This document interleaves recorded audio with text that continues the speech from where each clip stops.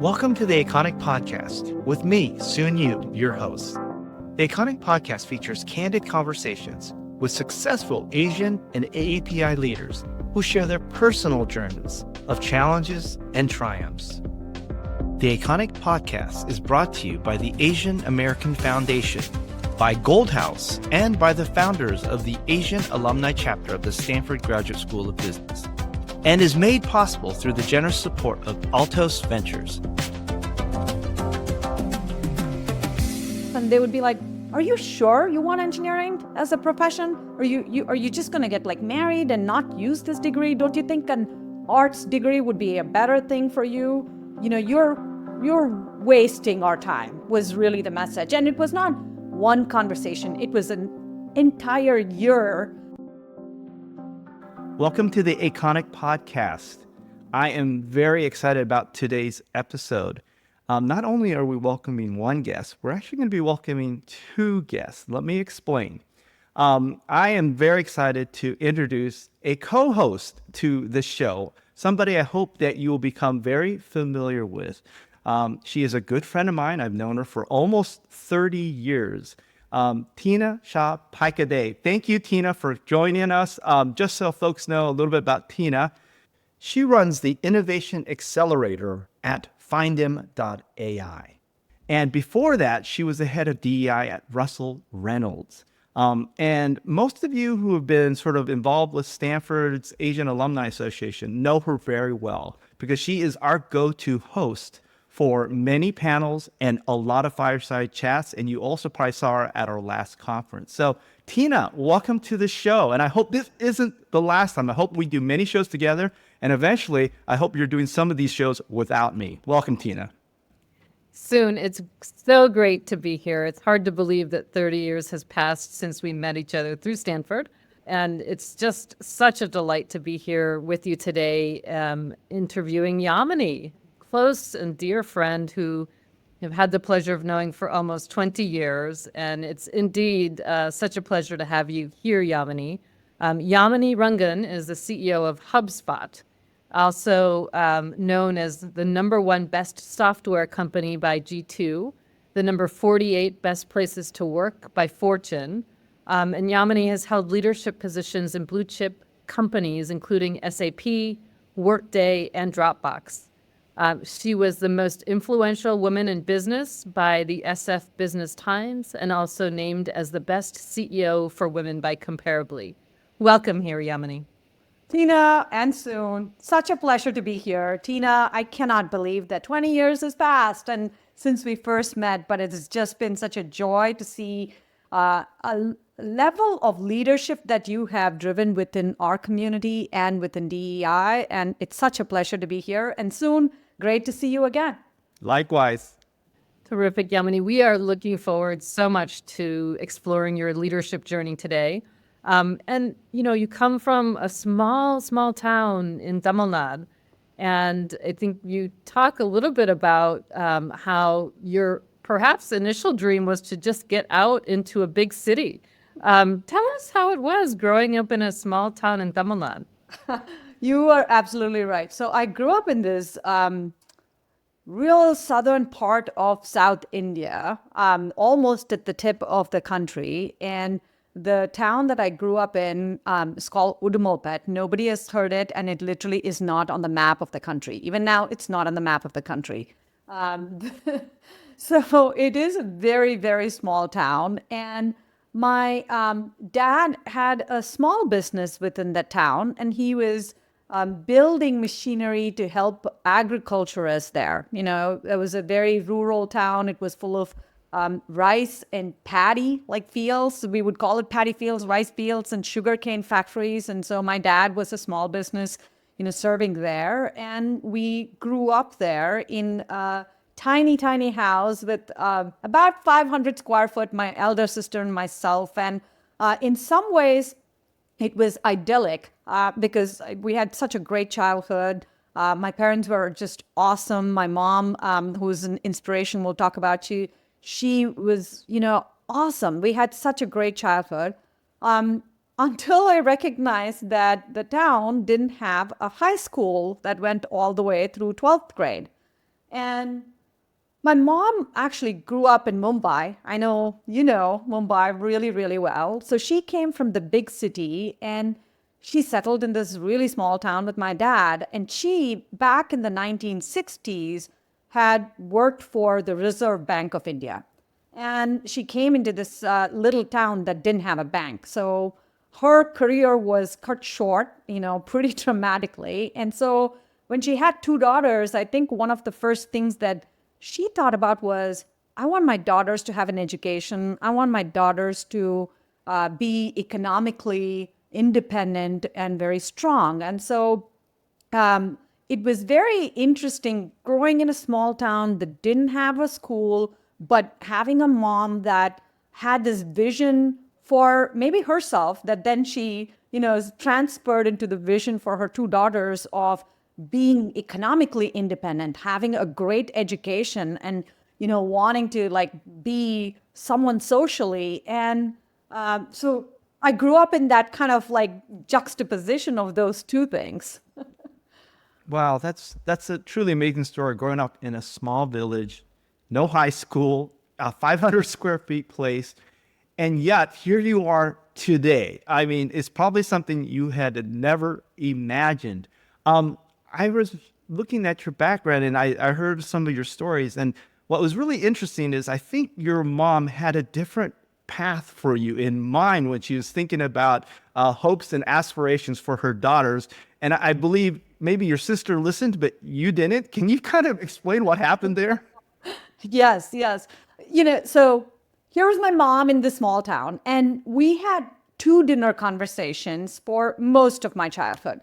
The first, conversation was my mom would bring newspaper clippings of the first woman pilot, the lawyer that won this incredible case, the female lawyer who won this incredible case, the first doctor who did an, very important kind of surgery, the first person who climbed the Mount Everest. She would bring all these clippings and she would literally show us these clippings from newspapers and talk to us about, look, a woman can accomplish anything and you got to be the best at what you do. And we never quite grasped the whole concept at that time, but all of the conversations were about these amazing women doing incredible things. So we were like, yeah, we can fly if we wanted to. So it almost created this environment where we could dream bigger than where we were. And it probably has continued throughout my life of having the ability to kind of like think bigger and do bigger things than what my current constraints were, because I grew up in that environment. The second dinner conversation was my mom's brother had immigrated to the US, again, back in the 60s. And he then sponsored my mom. And obviously, it wasn't for her to, come, but she was like, okay, you guys are going to go to the US. And you're going to go because that gives you another bigger avenue for you to get an education. So the dinner conversations, and by the way, it took us 12 years, after that initial application to finally get invited to come into the U.S. as permanent residents, and we got our green card. But we were talking about this for more than a decade of our childhood. When would we go to the U.S.? What would we do? How would our lives look like there? And it was this true like dream big. Both of those created this environment. And you're absolutely right, Soon. The one thing that my mom said was like, oh, it would be great if both my daughters became doctors. And of course, my elder, sibling was just so much like following the rules and the best, like top A student and all of this. And she was like, okay, I'm going to become a doctor. And she is. She runs the emergency department for the VA here. I'm super proud of her. And for me, I was like, no, if she is going to become a doctor, and if my mom wants her to become a doctor, then I got to do something that, is different from that. I was kind of, a bit rebellious. So I said, no, I'm just not going to do it. So I didn't show up for the exam for the medical school. And I ended up like going into the engineering school, not because I had some initial passion in technology, but because I think I wanted to carve a different path, not be, in the footsteps of someone. I just wanted to carve a different path. And that was a bit of my rebellion showing up early in my childhood. Wow, there's so much packed in there. And Yamini, I can relate, I think my father as an engineer said, whatever you do, don't become an engineer. And yet you and I talked a little bit about over the valley, what it was like to be a female engineer at that time in India. You were maybe one of a few or maybe the only. Can you help us understand what that felt like to go through that journey? Yeah. Now we're again talking about India in the 80s, late 80s and early 90s, right? So it's a very, very different time. And so, as part of the journey, my mom actually moved from that little town that we were in to a slightly bigger city in Tamil Nadu so I could finish my high school. So, that in and of itself was a heavy weight on me. It's like, here's the person, my dad stayed back in the small town. My mom was in a big city trying to navigate big city and, high school with me and my sister. And, my dad would commute back and forth. I mean, it's like a big weight on, so someone who believes in you, who thinks your education is so important that they would disrupt their lives pretty significantly to make sacrifices to put you in a better school. I mean, that was kind of like, what started the journey. And then I went into engineering school, and it was a school in the slightly larger city, but still, in South India. And there were about 300, candidates within the first year program, and we had probably like less than 20. So we're talking about, sub, 10%, sub 5% range of women there. And what was interesting to me was that engineering was not considered a okay profession for women. This is back in the 80s. And literally the first year that I was there, I felt hostility from my male, colleagues and students in the class. And they would be like, are you sure you want engineering as a profession? Are you just going to get like married and not use this degree? Don't you think an arts degree would be a better thing for you? You're wasting our time, was really the message. And it was not one conversation. It was an entire year. And I thought it was like maybe just the culture and maybe just the exposure that people had, because they really truly believed that engineering was not a profession for women. And I looked at it and, a little bit of rebellion. I kind of made a bet with someone and I said, oh, you think that I'm not suited for engineering? I'm going to graduate at the top of the class. And at that time, I was nowhere near the top of the class because I'd kind of like joined, engineering, and I made a bet. And after that, I was like, okay, I'm going to take this seriously. If there's so much pressure on me that I should not have done this and I should have gone to arts and science, then I'm going to show them that I can actually be successful being an engineer. And I did. Graduate at the top of the class. So, wow, Yamini, I realize that I will never bet against you. Okay.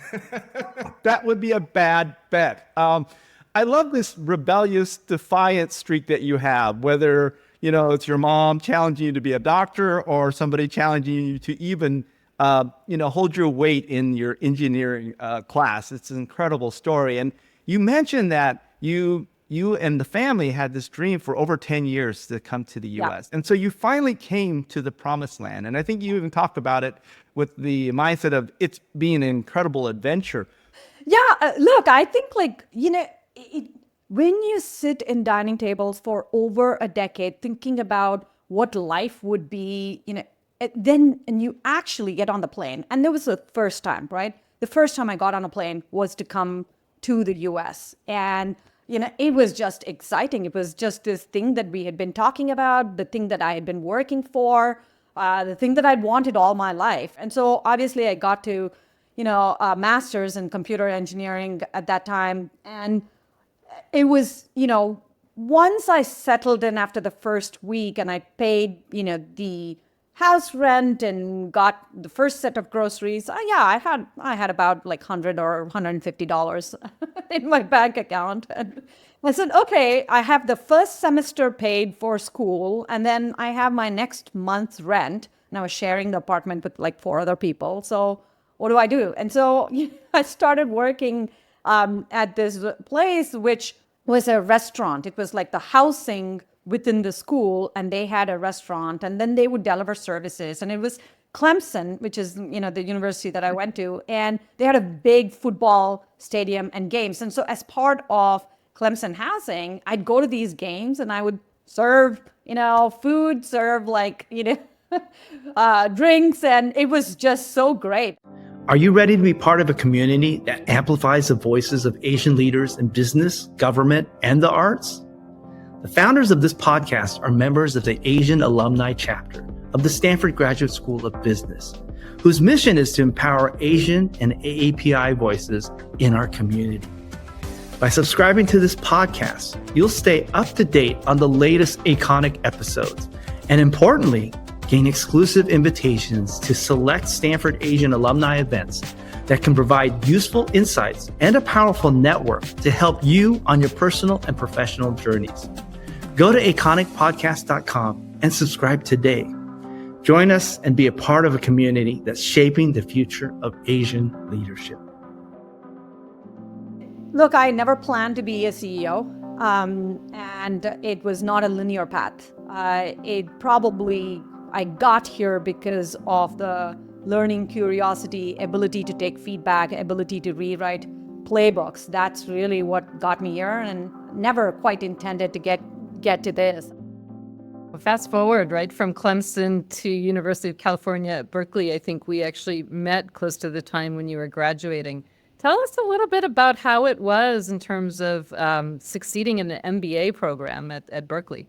Yeah, and look, I think as an engineer, after I graduated with master's, I worked as an engineer for a few years, and it was really formative. I think I give a lot of credit to first principles thinking and problem solving that came from those early years, and I just love the technology industry. The pace of the technology industry, the level of innovation, how quickly things change, and how you got to stay on top. I really like that. But I felt like I was drawn more towards the business side of technology versus kind of being in engineering, which is why I went to Berkeley Business School. And it was fantastic. It was just amazing. Again, surrounded by people from various fields, super curious, best at what they were doing, but wanted to continue to learn and grow. I mean, it was like a perfect environment. I just love Berkeley. I still go back and try to teach and try to contribute there. And that's the kind of environment that brings out the best in me. And so I graduated from there thinking I wanted to be in product marketing. It made complete sense in my head. I understand technology, I love the industry, but I really wanted to communicate the value of technology. So product marketing seemed like a great fit. And so I get my first job, and this was at Siebel, which was the original CRM company. It's interesting, I've just been in CRM for my whole career, and I got my product marketing job.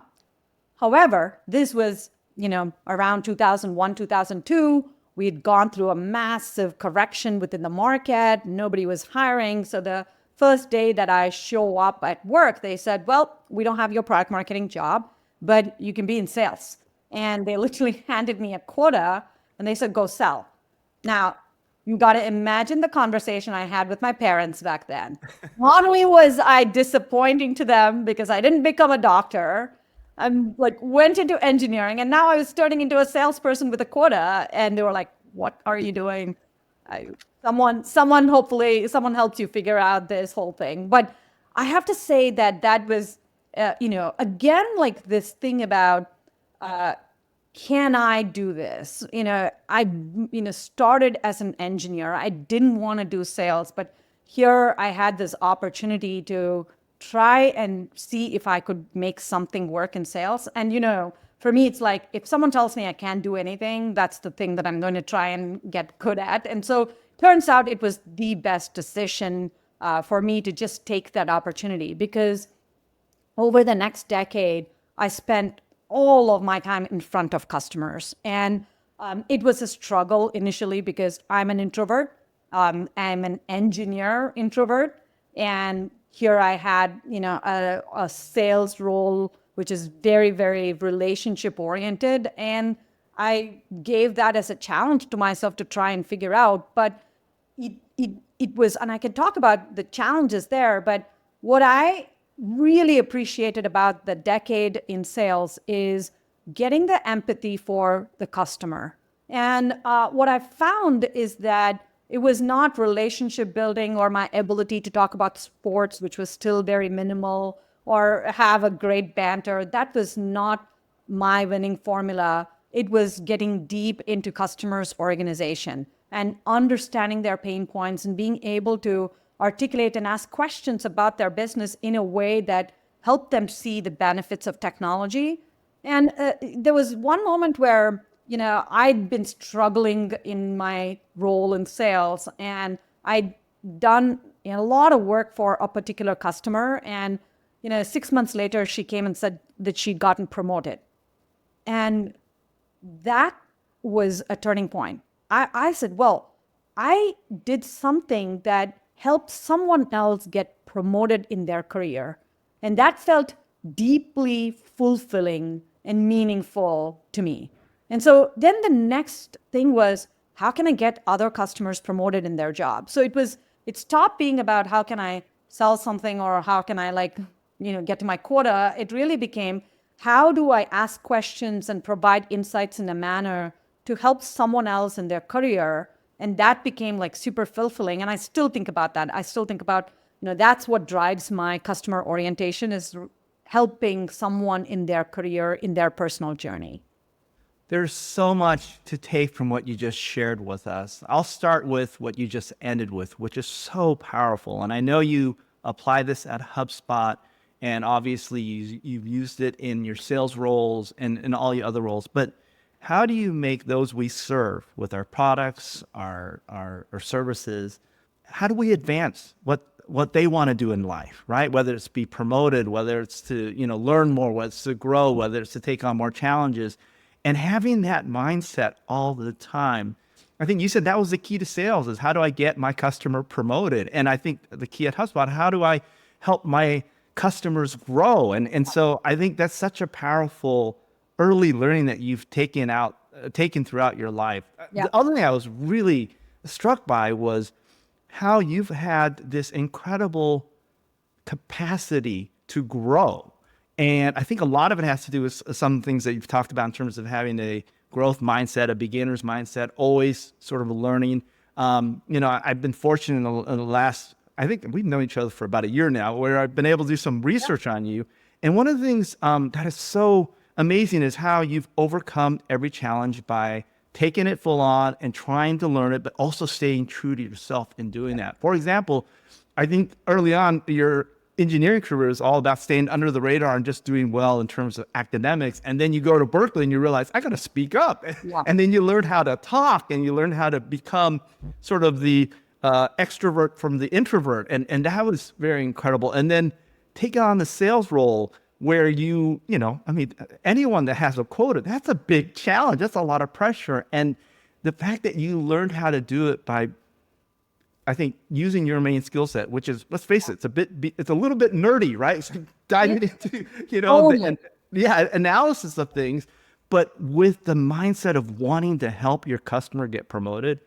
I mean, I'm just really, I was just so impressed by that. Yeah, but soon I'll tell you that it was not something that came easily. And, I went off in a couple of different paths before I got there, right? So, imagine me going into sales and I look around and there are super successful leaders within sales.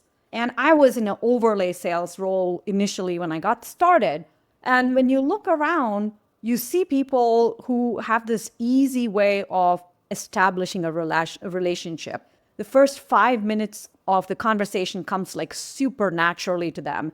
They talk about golf, they talk about sports, they talk about, all these things that were just so easy for them. And I was like, I want to do this. And so I started learning golf.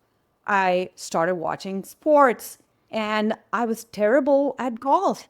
It was just terrible. And by then I had 2 kids, and I'm like, where am I going to find time to hit, golf balls for half a day or even a full day when I have 2 kids at home? And so I did try to do things that felt uncomfortable and unnatural. And interestingly, I still struggle with the first 5 minutes of a conversation because I'm not an introvert and I just can't flow with ease. what then happened was, while I was trying to better my non-existent golf game, I also was like reading 10Ks and 10Qs and really getting deep into the customers, their life, their goals, their priorities. And I started asking questions. And so instead of focusing on the first 5 minutes, which I was terrible at, I focused on the next 25 minutes where I could bring my strength in, asking questions and understanding what their business goals and personal goals were, and then connecting it to our solutions. And so I said, you know what? Forget the first 5 minutes. Let's own the next 25 minutes. And that brought success, but it was not easy. It took a few years and a lot of bumps along the way to kind of lean on your strength and stand with, authenticity in what you can do versus trying to become someone that I absolutely cannot become. I'm so bad at golf. Tina can attest to that. It reminds me of the days of trying to learn golf when we were at Stanford. But Yamini, I really think there's so much truth to what you said about authentic leadership. And I see it through and through, not only in your work, but also with your friends and family. And you've shared some of those learnings quite broadly, both with your teams and also a little bit publicly as well. Can you share with us a little bit about kind of your philosophy as it comes to authentic leadership? I mean, look, it was hard to try and be someone you're not, it really was not like this starting with something that I had a philosophy or a leadership in mind. It was just, as a working mom with 2 kids, and my husband also has like a, pretty crazy career, and you've seen us like trying to balance all of that. And then here I was trying to learn golf or watch Sunday night football when I had like 2 kids under 3. And look, I think you do that, and then you figure out, okay, this is just not going to work. And the easier path is to be authentic, is to stand for who you are, and to just be open about that. And so when people would ask, questions about how's your weekend, I'd be like, well, barely survived with, keeping 2 kids alive and getting through 2 jobs, right? So it took a little bit of, confidence in myself to actually say that's the answer versus trying to look like you had some fancy life on the weekend. It is not. And now I encourage women to do that, because it's like, we know the phase that you go through when you have young kids and 2 careers and you're traveling and you're trying to, make everything work. It's hard.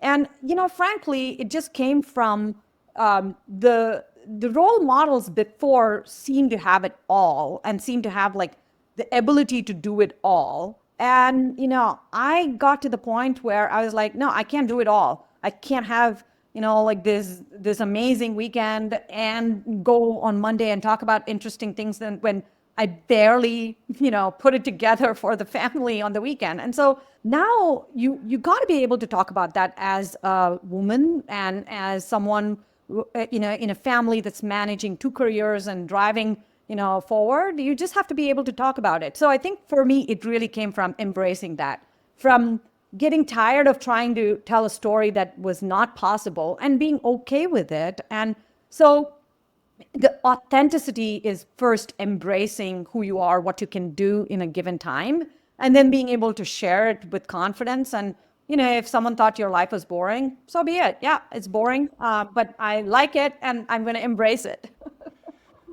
Far from boring. Okay. I find it incredibly fascinating how this whole podcast was predicated on the idea of the hero's journey and embracing not only the aspirations in the beginning and obviously the plateau or achievement that you reach at the end, but really the struggles that you go through to gain new learnings, to look deep within yourself, to try new things, to grow, that actually allow you to get to that higher plateau. And your whole life is just this series of mini sort of hero's journeys, and it's a continuum, but there's all these mini hero's journeys going throughout it.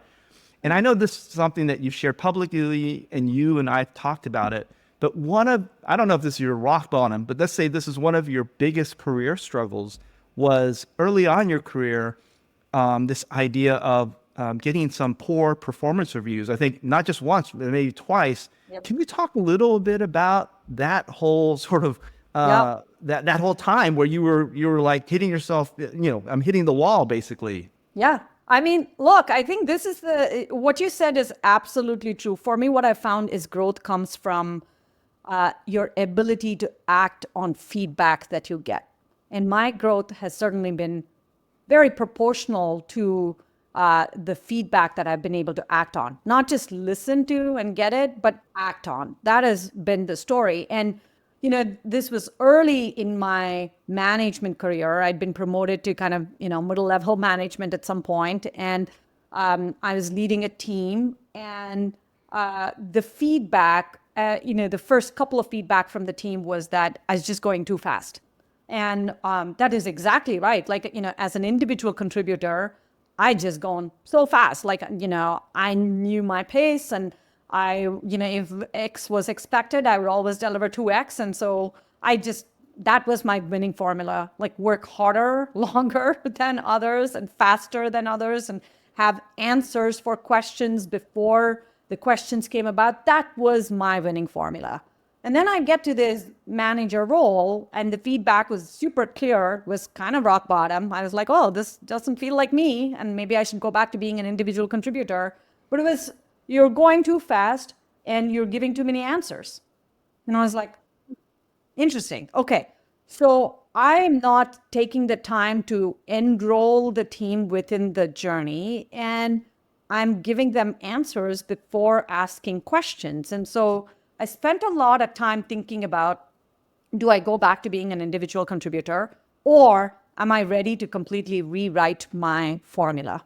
And, everything that I like is about a challenge, and it would have been easier for me to go back to being an individual contributor. And I said, okay, let me figure this out. And so I rewired, how I was in showing up at work. And I recreated a new playbook, and it was all about enrollment.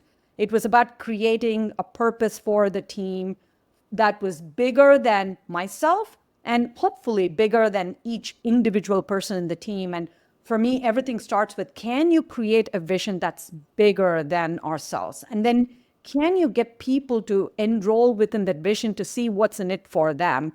And if you can do that, then you can be much more successful. The other part of it was, how do you get better at asking questions and not giving answers? And that means you got to slow down.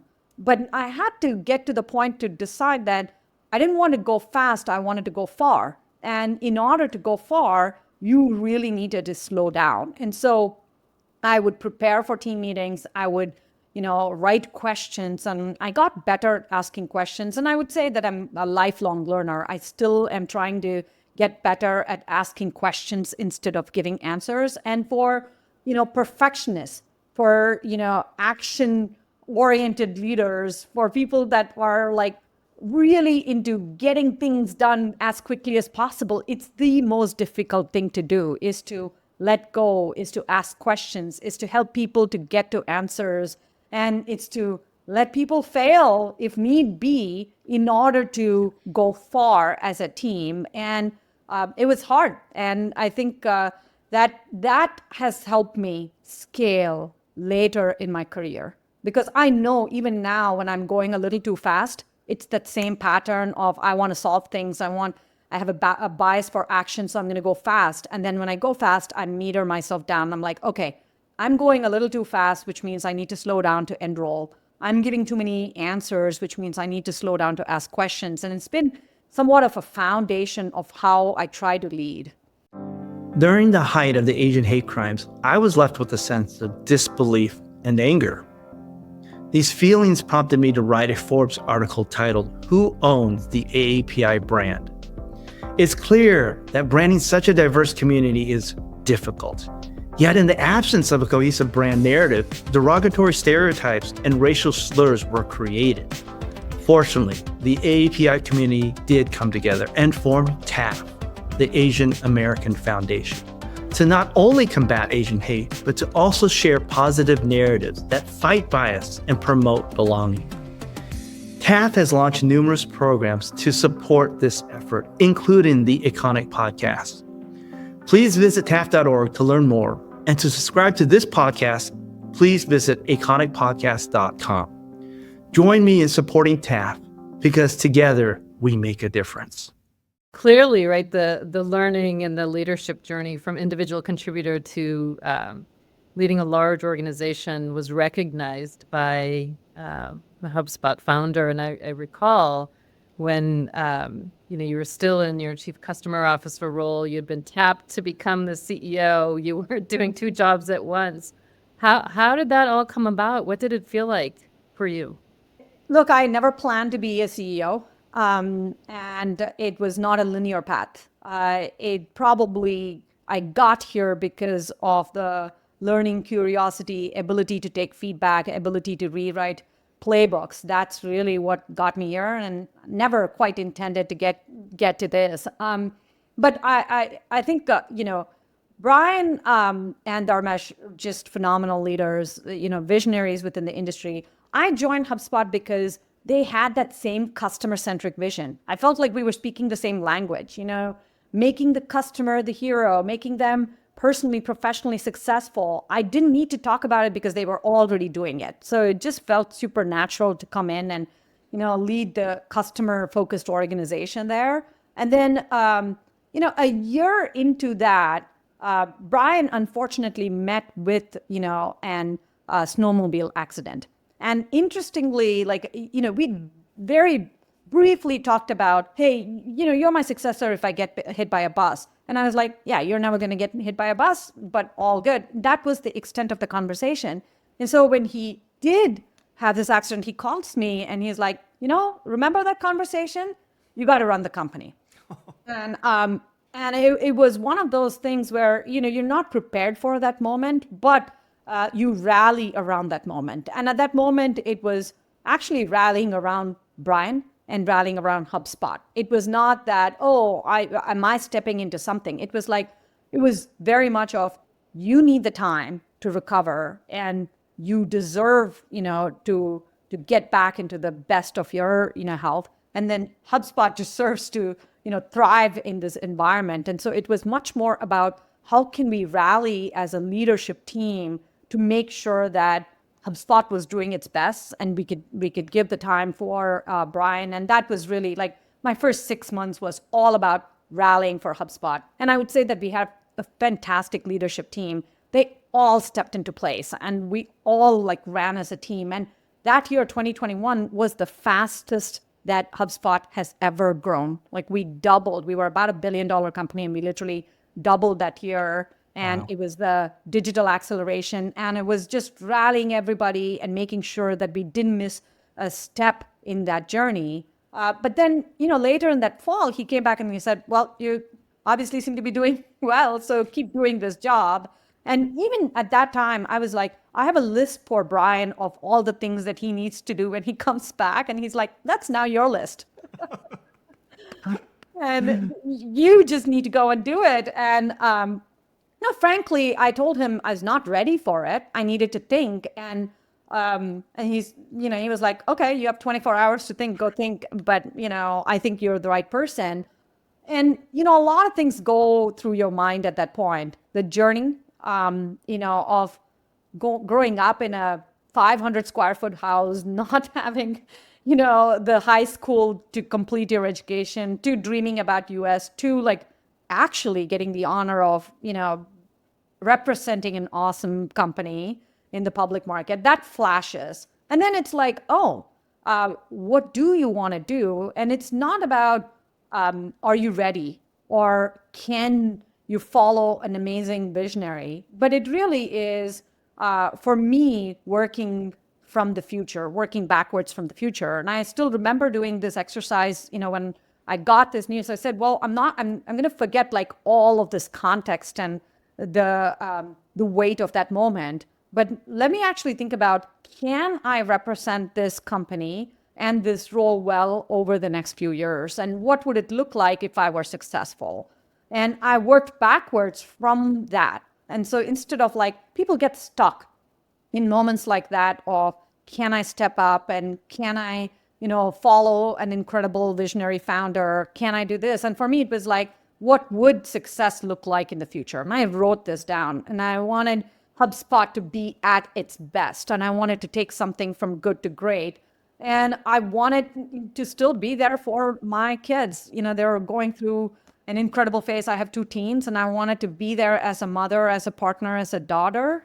And I wanted to be there for women that, are on this journey towards the C-suite. That's why I spend time talking to you all. This is the most natural thing for me to do, is to talk about the journey. And so those are the 3 things that I want to do. And so everything else, goes to the background, and you're really clear on the mission. You're really clear on the purpose, and you're clear on what actions you need to take to fulfill, those things that you want to do. And so for me, it's working backwards from a future that I want to create, for the company and for our family and, for the industry that we are in.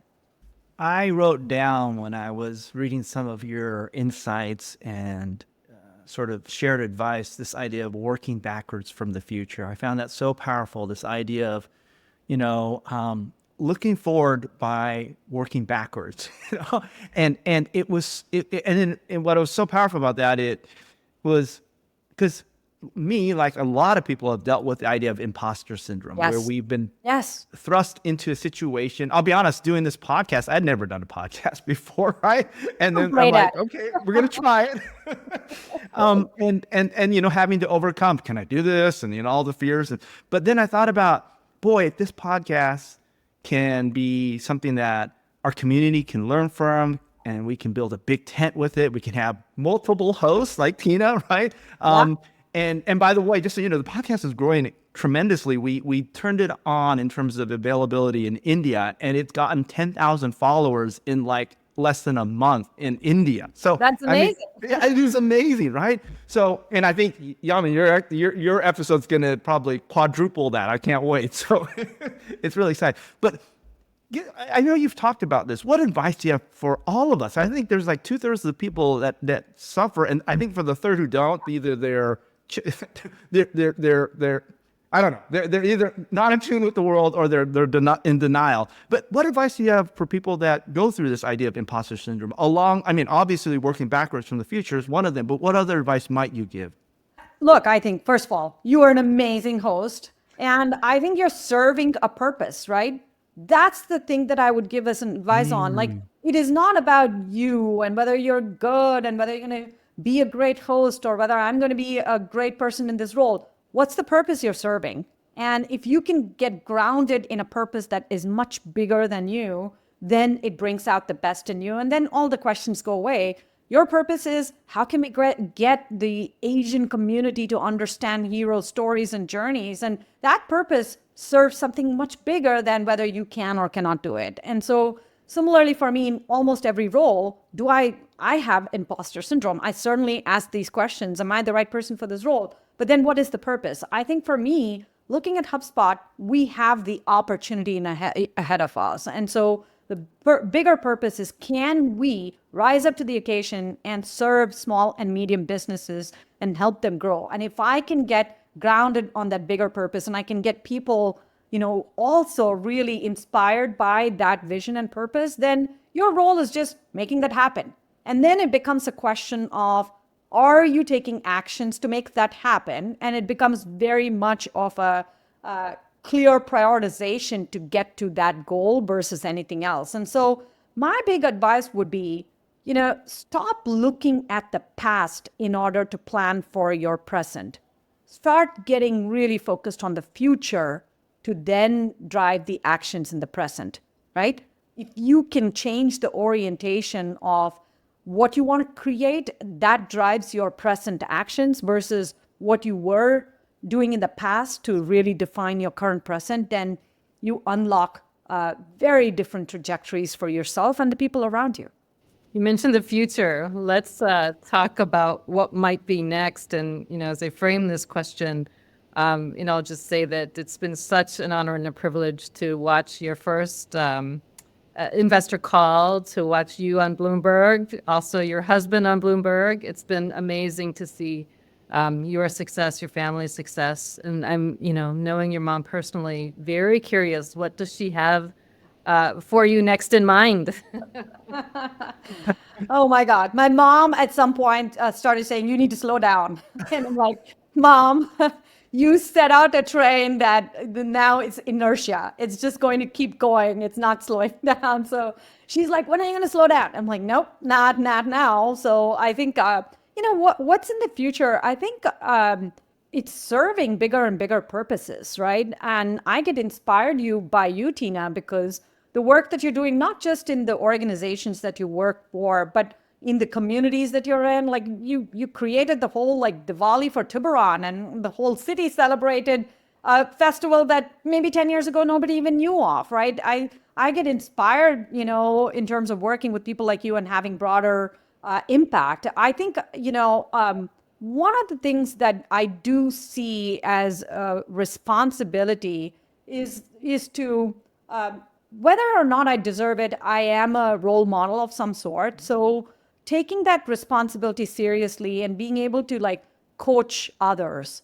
So I do a lot of mentoring, and I want to do even more. My personal goal is to get 150 women to C-suite roles. And I'm probably in the first like 20% of that. So there's a lot of work that I know I need to do, but I'm very committed to coaching, mentoring, and helping others find the path if they choose it. I'm not saying that's the only path, but if they choose it, then I want to be there, as a coach and a mentor for that. And then it's a lot of like teaching. How do you not just take these patterns that you have seen in your life and take lessons from that, and how do you then scale it to others, whether it's teaching, courses or teaching, other leaders. I think, I don't know when that happens, but that certainly is what I would love to do. And it would be deeply fulfilling to be able to coach, mentor, and get the next generation of leaders out there. This has been an incredible conversation. I've enjoyed it thoroughly. And I was thinking about something you said that really hit me, which is, live that purpose. And that's why we do what we do. And that helps us overcome any of the fears, challenges, inadequacies, whatever we think we might have. It propels us forward. And as I think about forward for the podcast, I'm thinking about what other great guests that you would actually like to suggest that we invite to share their incredible stories that will, further our community. You know what? I want to first interview Tina. Okay, that's fine. Will you be the host? I would absolutely do that. She is an inspiration. And the thing about Tina is like she's inspired so many other women. I know stories of how she has helped other women, other leaders get to where they want. So you know what, soon you got to like interview Tina. Okay. Do that. Check.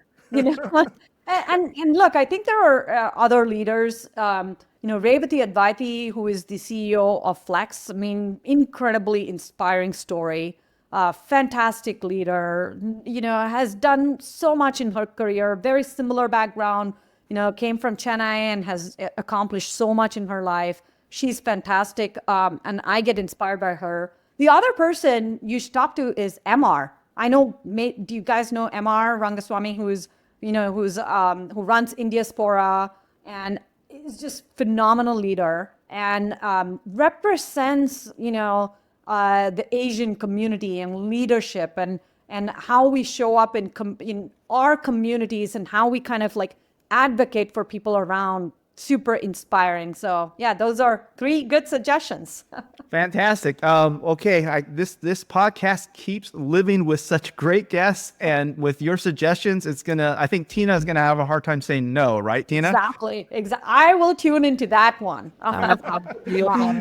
No, I wanted to just say thank you for today, for the conversation. I also want to thank Tina, and we will be interviewing Tina. And I was thinking about you being defiant for your mom. I'm probably sure she's pretty glad you have been. That a couple or 3 or 4 times you've disappointed her, it has probably turned out greater than the outcomes have turned out greater than she could have ever imagined. And that's fantastic. And I also think that there's probably somebody in a small village right now without a high school that will listen to this podcast and get inspired. And that's why we do this. Thank you so much today, Yamini. Thank you so much, Tina, for all your time and for what you guys do for our community. Thank you so much for having me. It was such a blast talking to both of you, and keep doing this and keep inspiring others. Thank you, Soon. Thank you, Yamini. We'll talk to you soon. Listen to all episodes of Aconic on aconicpodcast.com. You can also catch new episodes on Apple, Spotify, or wherever you get your podcasts.